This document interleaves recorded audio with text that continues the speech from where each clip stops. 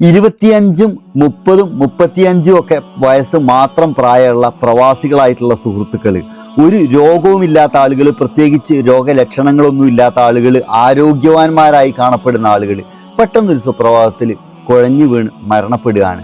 കുറച്ച് ദിവസങ്ങൾക്ക് മുമ്പ് ഞാനൊരു റെസ്റ്റോറൻറ്റിലേക്ക് ഭക്ഷണം കഴിക്കാൻ വേണ്ടി പോയ സമയത്ത് അതേ റെസ്റ്റോറൻറ്റിൽ ജോലി ചെയ്തുകൊണ്ടിരുന്ന ഒരു യുവാവ്, 29 വയസ്സ് മാത്രം പ്രായമാണ്, മുടി മുറിക്കാൻ വേണ്ടി ബാർബർ ഷോപ്പിലേക്ക് പോയതാണ്. മുടി വെട്ടി തുടങ്ങുന്നതിന് മുമ്പ് ശാരീരികമായിട്ട് അസ്വസ്ഥത നേരിട്ടു.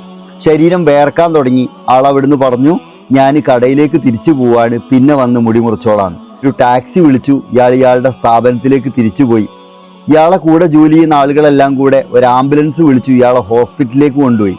2 ദിവസം ഹോസ്പിറ്റലിൽ കിടന്നു. ഈ സമയം കൊണ്ട് ഇയാളുടെ കാമുകി ഇയാളെ വിളിച്ചുകൊണ്ടിരിക്കുന്നുണ്ട്, എവിടെ എൻ്റെ ചേട്ടന്, എന്തു പറ്റി എൻ്റെ ചേട്ടന്. അവളെ കൂടെ ജോലി ചെയ്യുന്ന ആളുകൾ പറഞ്ഞ് സമാധാനിപ്പിച്ചു, ഒരു കുഴപ്പമില്ല, ഹോസ്പിറ്റലിലാണ്, ആൾ തിരിച്ചു വരും. 2ാമത്തെ ദിവസം ശ്വാസം നിലച്ച് ആൾ മരണപ്പെട്ടു. ഇതുപോലെയുള്ള വാർത്തകൾ നമുക്ക് ഒരുപാട് കേൾക്കാൻ പറ്റുന്നുണ്ട്.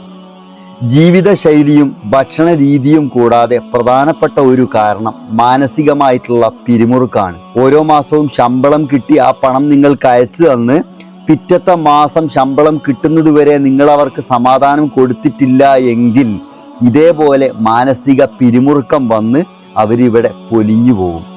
അപ്പം അതുകൊണ്ട് എൻ്റെ പ്രിയപ്പെട്ട ഉമ്മമാരോട്, പെങ്ങന്മാരോട്, ഭാര്യമാരോട് ഒക്കെ പറയാനുള്ളത്, നിങ്ങളുടെ പ്രിയപ്പെട്ടവർക്ക് വേണ്ടിയിട്ട് നിങ്ങൾ നല്ല വാക്ക് അവരെ സമാധാനിപ്പിക്കുക.